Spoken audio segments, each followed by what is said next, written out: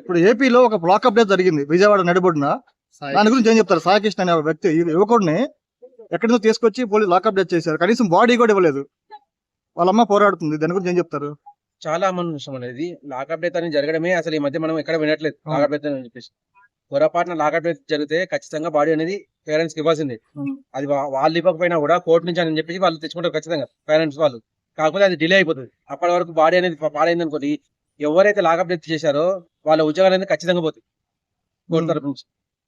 ఇప్పుడు ఎవరైతే lockup date చేశారో సిఐ నాగరాజ్ అనే వ్యక్తికి ప్రభుత్వం అండదండలు ఉన్నాయి, అందుకే అతను బరి తెగించాడు అనేది ఒక నడుస్తుంది బయట. ఎందుకంటే అతను లాకప్ డేట్ చేయడమే కాకుండా తీసుకెళ్లి బూడిద చేశాడు బాడీని, వాళ్ళ అమ్మకి ఇవ్వకుండా. దీని వెనక పెద్ద హస్తాలు ఉన్నాయి అనేది బయట నడుస్తుంది.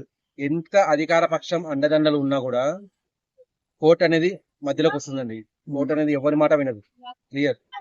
ఇక్కడ కోర్టు కాకపోతే కేంద్రం కోర్టు, సెంట్రల్ కోర్టు అని చెప్పేసి ఆ హైకోర్టు, సుప్రీం కోర్టు ఇవి ఎవరి మాట కూడా పట్టించుకోరు. వాళ్ళకి కావాల్సిన ఓన్లీ సాక్ష్యాలు మాత్రమే. ఎవరైతే బాధితులు ఉన్నారో వాళ్ళకి మినిమం న్యాయం చేయాలని చెప్పి అనిపిస్తుంది, చూస్తుంది. అంతేగాని వీడు నాకు తెలిసిన వాడు, వీడు నాకు కావాల్సిన వాడు అని చెప్పేసి ఎప్పుడు కూడా కోర్టు ఆలోచించదు. సో అధికార పక్షం అనేది కేవలం రాష్ట్రం వరకు ఉన్నంత వరకే పనిచేస్తుంది. పొరపాటున ఒకవేళ వాళ్ళ ఒత్తిడి ఉంటే, ఎప్పుడైతే కేంద్రానికి వెళ్తుందో కేంద్రంలో ఖచ్చితంగా న్యాయం గెలుస్తుంది. అంటే ఇప్పుడు కూటమిలో ఉన్నట్టు ఏం చెప్తున్నారంటే అతను ఒక రౌడీ షీటర్, అతను ఎలా జరగాలి అన్నట్టుగా మాట్లాడుతున్నారు. అతను ఎస్ఐ సిఐ మాత్రం మంచివాడు, అతను సిన్సియర్, అలాంటి వ్యక్తులకు అలానే జరగాలి అన్నట్టు మాట్లాడు. నిజమేనంట? అలా జరగడం మంచిదేనంటావా? ఎన్కౌంటర్ అనేది చెప్పేసి ఎవరు కూడా చేయరండి. ఈవెన్ కోర్టులు కూడా ఒకటే మాట చెప్తున్నాయి, ఊరి శిక్ష అనేది వేయకూడదు. ఫైనల్ వెర్డిక్ట్ అనేది లైఫ్ లాంగ్ వేయాలి. కూటమి వాళ్ళు ఇలా మాట్లాడుతున్నారు, దానికి సపోర్ట్ చేస్తున్నారు సిఐకి. ఇప్పుడు నాకు ఎవరైతే చనిపోయారో ఆయన పర్సనల్ విషయాలు తెలియదండి. ఆయన నిజంగా అతని మీద కొన్ని కేసులు ఉన్న వాస్తవమే. కేసులు ఉన్నంత మాత్రాన చంపేస్తారా? కరెక్ట్, ఈ మాట కరెక్ట్. కేసులు ఉన్నంత మాత్రాన కూడా పోలీసులు అనేది చంపకూడదు. ఎన్కౌంటర్ అనేది లాకప్ డెత్ చేయకూడదు. ఒకవేళ నిజంగానే అటువంటి కేసులు ఉంటే ఎన్కౌంటర్ చేస్తే ఆ పోలీసులు ప్రైజ్ చేస్తారు, కొనియాడతారు. లాకప్ డెత్ చేయడం అని చెప్పి క్లియర్ గా పోలీసు వాళ్ళ తప్పిదమైంది. ఏ పోలీసు అయితే చేశారో ఆయన అండదండలు ఉన్నా కూడా రేపు పొద్దున శిక్ష అనేది ఖచ్చితంగా పడుతుంది. సో దీని మీద అంటే ప్రభుత్వ హస్తం లేదంటారా? దీని మీద వ్యవహారం మీద ఇప్పుడు చూడండి, లాకప్ డెత్ చేశారంటే ఎంత పెద్ద నాయకుడైనా కూడా వెంటనే వెనక్కి తీసుకుంటాడు, నాకు అనవసరం దీంతో అని చెప్పి. పోలీస్ స్టేషన్ లో ఉన్నాడు, వాడిని కొట్టిండు, వాడికి ఏదైనా చికిత్స కావాలంటే అప్పుడు మరుగున పడేస్తారు.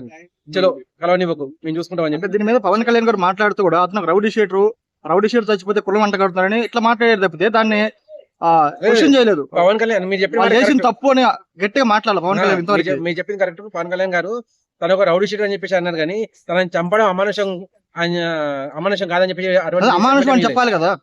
అటువంటి స్టేట్మెంట్ ఏమీ లేదు. తన ఒక రౌడీ షీటర్ తన కులాన్ని ఎందుకు ఆపాదిస్తున్నారు? అది కరెక్ట్. ఏదైనా చేసిన తప్పు అని గట్టిగా మాట్లాడారు కదా. ఇప్పుడు ఇతను చంపారు, రేపు చెప్తారు. ఆయన ఒక పెద్ద పదవిలో ఉండగా ప్రభుత్వం వ్యతిరేకంగా మాట్లాడకూడదు, అది క్లియర్ తెలుసు. ఆఫ్ రికార్డ్ లో ఆయన చూసుకుంటాడు మొత్తం. ఇప్పుడు ఎవరైనా కానీ, ఈవెన్ గవర్నమెంట్ ఎంప్లాయ్ అయినా కానీ, ప్రభుత్వం గురించి కానీ, తను పనిచేస్తున్న సంస్థ గురించి కానీ మాట్లాడడానికి వీల్లేదు. ఆఫ్ రికార్డ్ లో చూస్తున్నారంటారా? ఆఫ్ రికార్డ్ ఖచ్చితంగా చేపిస్తారు.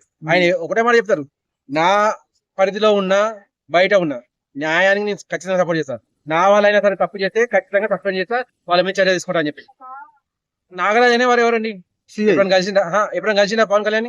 మరి పవన్ కళ్యాణ్ కలవలేదు, కానీ విజయవాడ ఒక జనసేన నాయకుడు ఏదైనా వాళ్ళ కుటుంబంతో వెళ్ళి రాజీ కుదరని ట్రై చేశాడు అని చెప్పేసి వాళ్ళు కుటుంబ సభ్యులు చెప్పారు. నేను చెప్పేది వినండి, ఆయన కలవలేదు, ఆయన సంబంధం లేదు. ఆయన కూడా కలవకపోయినా కూడా ఆయన న్యాయం సైడ్ చూస్తారు పవన్ కళ్యాణ్ గారు. క్లియర్. న్యాయం ఎటు సైడ్ ఉందో అటు సైడ్ మాట్లాడిస్తారు. నాగరాజు గారు తొందరలోనే సస్పెండ్ కూడా అవుతారు. అయ్యాడు, ఆల్రెడీ సస్పెండ్ అయ్యాడు, అరెస్ట్ కూడా చేశాడు. అరెస్ట్ చేశారు. నాకు ఐడియా లేదు. అదే నేను చెప్తున్నా కానీ ఖచ్చితం పవన్ కళ్యాణ్ గారు అయితే 80% వదిలిపెట్టాం. న్యాయం ఎటు ఉందో అటువైపు చూస్తారు ఆయన. అంటే ఇలాంటి లాకప్ డెత్ జరగడం ఈ రోజుల్లో ఎలా చూస్తారు మీరు? అమానుషం అండి లాకప్ డెత్. కనీసం బాడీని ఇస్తే వాళ్ళు బరిగలు చేసుకుంటారు కదా, కర్మకాండలు చేసుకుంటారు. ఖచ్చితంగా ఏదైనా కానీ తన రౌడీ షీటర్ అయినా ఏదైనా కానీ చనిపోయిన తర్వాత బాడీ చేయాల్సింది. బాడీ పేరెంట్స్ ఇచ్చుకుంటే వాళ్ళ కర్మకాండలు వాళ్ళు చేసుకుంటారు. అది ఖచ్చితంగా ఇవ్వాల్సింది. అది తప్పే సిఐ గారు. సో ఇలాంటి సంఘటన తమిళనాడు జరిగితే కోర్టు వరకు వెళ్ళి వాళ్ళు ఉరి శిక్షలు పడ్డాయి మొత్తం. ఎవరైతే పోలీస్ స్టేషన్ ఉన్న ఎస్ఐ కానీ అందరికి అలాంటి శిక్ష ఇక్కడ పడే అవకాశం ఉందంటారా? ఆంధ్రప్రదేశ్ లో కూడా ఇక్కడ కూడా పడాలండి. అటువంటి పడితే ఇప్పుడు మనకి జస్ట్ అది వచ్చేసి మహా అంటే 1 week to 15 days అవుతుంది అంతే. 7 ఇన్స్పెక్టర్లకు 1 month పైన 15 days అంతే. అటువంటిదే జరగాలి ఖచ్చితంగా. కొంతమంది మరణ శిక్ష సపోర్టింగ్ గా నిలిచారు, ఉద్యమాలు చేస్తున్నారు. ఎవరు సపోర్టింగ్ గా నిలబడినా న్యాయం అనేది ఒకటే చూసుకుంటారు. సాక్ష్యాలు ఏమి ఉన్నాయి. తను రౌడీ షీటర్ అయినా కూడా లాకప్ డెత్ అని చెప్పేసి చేయకూడదు. మీకు అంత కాకపోతే ఎన్కౌంటర్ అని ఉంటే ఎన్కౌంటర్ మీద కూడా మళ్ళీ ఆ ఎవరైతే టీం ఉంటుందో ఆ టీం మీద మొత్తం విచారణ ఉంటది. ఆ విచారణ చేసి దాంట్లో ఎంత నిజం ఉంది, నిజంగా ఎన్కౌంటర్ చేయాల్సిన పరిస్థితి ఉంది అక్కడ, లేకపోతే బుడక ఎన్కౌంటర్ ఏమైనా అయిందా అని చెప్పి అవి చేసి ఈవెన్ వీళ్ళ మీద కూడా సస్పెన్షన్ పడుతుంది. ఎన్కౌంటర్ చేసిన వాళ్ళు వెంటనే సస్పెన్షన్ చేసి ఆ తర్వాత విచారణ ఇస్తారు. విచారణ తర్వాత వాళ్ళకి శిక్షణ అనేది నిరూపిస్తారు. అయితే దీని మీద కూటమి ప్రభుత్వం ఒక సిట్ ఏర్పాటు చేసింది. అయితే తల్లిదండ్రులు ఏమంటున్నారు, వాళ్ళ తల్లి గారు ఎస్పెషల్లీ మాకు సిట్ మీద నమ్మకం లేదు, మాకు జుడిషియల్ ఎంక్వైరీ చేయాలి అని చెప్పేసి పోరాడుతున్నారు. ఖచ్చితంగా ఇప్పుడు సిట్ మీద నమ్మకం లేదంటే పైన సంస్థలు ఉన్నాయండి. దీని రిపోర్ట్ వచ్చిందంటే పైకి వెళ్ళాలి. ఎట్లా ఈ రిపోర్ట్ వచ్చిన తర్వాత వాళ్ళ తల్లి గారు వెయిట్ చేయాల్సిందే. ఈ రిపోర్ట్ వచ్చాక ఈ రిపోర్ట్ డైరెక్ట్ గా జుడిషియల్ ఎంక్వైరీ కానీ సిబిఐ కానీ ఇవ్వచ్చు కదా. ఇప్పుడు సిట్ వాళ్ళు చేసి వాళ్ళు సగం ఎంక్వైరీ చేసి వాళ్ళు ఇచ్చింది వాళ్ళు బేస్ చేసుకుని తప్పు మళ్ళీ ఆధారాలు మాయం చేసి పైన సంస్థ మనం పోయినప్పుడు వాళ్ళు ఒకటే అడుగుతారండి, కింది వాళ్ళు ఏం చేశారు, వాళ్ళు మీకు న్యాయం చేశారా తప్పు చేశారా, అది రావాలి కదా రిపోర్ట్.